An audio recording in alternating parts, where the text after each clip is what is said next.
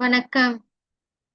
நம்ம இகரம் தமிழ் வகுப்புல மீள்பார்வை 2 அதை இன்னைக்கு பார்க்க போறோம்.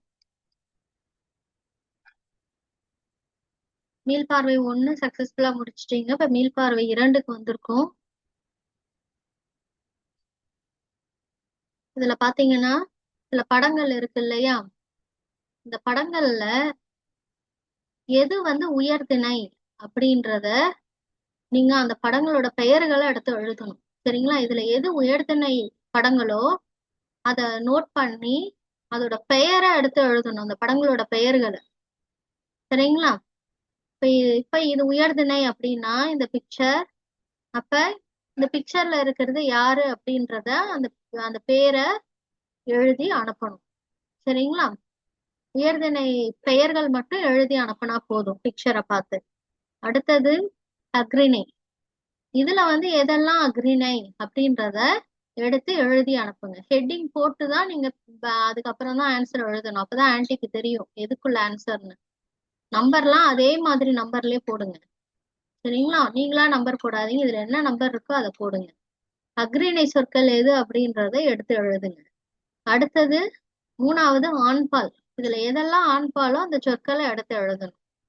அடுத்தது பெண்பால். இதுல எதெல்லாம் பெண்பாலோ எடுத்து எழுதணும். அடுத்தது இடைச்சொற்கள். இடைச்சொற்கள் ஆல்ரெடி நம்ம படிச்சிருக்கோம் இல்லையா? வேற்றுமை உறுப்புகள், அதுக்கப்புறம் இடைச்சொற்கள், இதெல்லாம் படிச்சிருக்கோம். இந்த வாக்கியத்துல இந்த தொடர்ல இருக்கக்கூடிய இடைச்சொல் எது அப்படின்றத எடுத்து எழுதணும். எப்படி எழுதணும்னா ஃபர்ஸ்ட் ஹெட்டிங் போட்டுருங்க. நம்பர் 1 அப்படின்னு போட்டு இந்த தொடரை அப்படியே எழுதிடணும், இந்த சென்டென்ஸை எழுதிடணும்.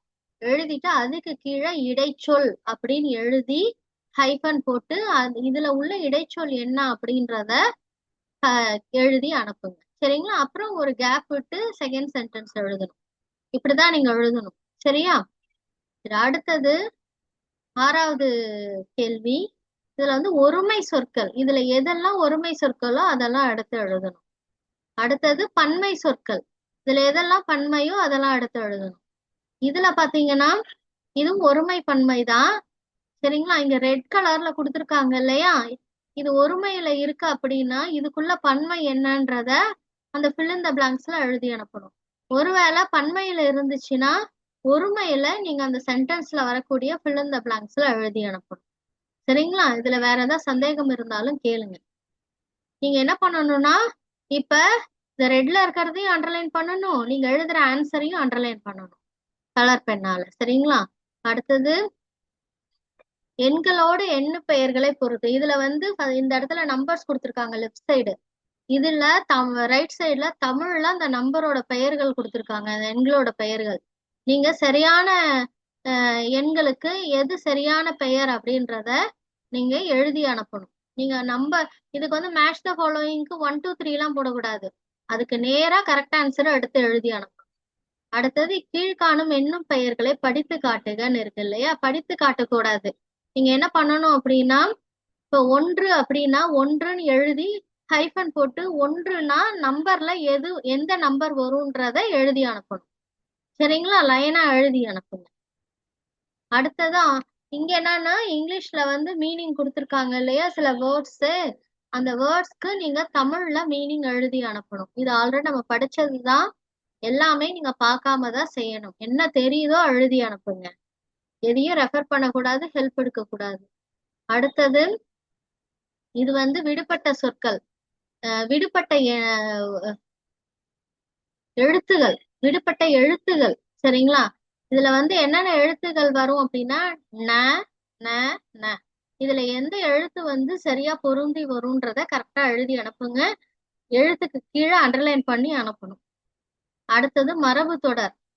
இப்ப மரபு தொடர் இங்க லெஃப்ட் சைட் கொடுத்துருக்காங்க. அதுக்கு பொருத்தமானது மீனிங் என்ன, இந்த மரபு தொடருக்கு சரியான மீனிங் பொருள் என்னன்றத வலது பக்கம் மாத்தி கொடுத்துருக்காங்க. அதை நீங்க கரெக்டா எடுத்து அந்தந்த மரபு தொடருக்கு நேரா அதோட மீனிங்கை எடுத்து எழுதி அனுப்பணும். இது fill in the blanks. சரிங்களா? இது இணைமொழிகள். அல்லும் பகலும் இன்பம் துன்பம் இதெல்லாம் நம்ம படிச்சிருக்கோம் இல்லையா? இந்த சென்டென்ஸ் எல்லாம் படிங்க. படிச்சு எந்த ஆப்ஷன் கரெக்டா வரும்ன்றத அந்தந்த இடத்துல ஃபில்அப் பண்ணி அண்டர்லைன் பண்ணி அனுப்புங்க. அடுத்தது இது ஒரு பேராகிராஃப். இதுல சில சொற்கள் விடுபட்டு இருக்கு. ஆப்ஷன் கொடுத்திருக்காங்க, எந்த சொற்கள் கரெக்டா இருக்குன்றதையும் ஃபில்அப் பண்ணி அனுப்புங்க. அடுத்தது இது வந்து கதை கதை எழுதுறது. இப்ப இங்க பாத்தீங்கன்னா எப்பவுமே உங்களுக்கு பிக்சர் வந்து எப்படி இருக்கும், கரெக்டான ஆர்டர்ல இருக்கும் இல்லையா? ஆனா இங்க பாத்தீங்கன்னா பிக்சர் வந்து இடம் மாறி இருக்கு. சரிங்களா? இந்த பிக்சர் வந்து இடம் மாறி இருக்கு. அந்த பிக்சர் எது ஃபர்ஸ்ட் வரும் செகண்ட் வரும்ன்றத நல்லா உன்னிப்பா கவனிச்சு கதைய கரெக்டா எழுதி அனுப்புங்க. கதைக்கு ஒரு பெயர், சரிங்களா, பெயர் வந்து வைக்கணும் நீங்க. இது ஆஸ் யூஷுவல் அட்வர்டைஸ்மெண்ட். இது வந்து ஒரு இன்விடேஷன் கொடுத்துருக்காங்க. இதுல உள்ள விஷயங்கள்லாம் ஒரு தடவை வாசிங்க, புரியலன்னா கேளுங்க.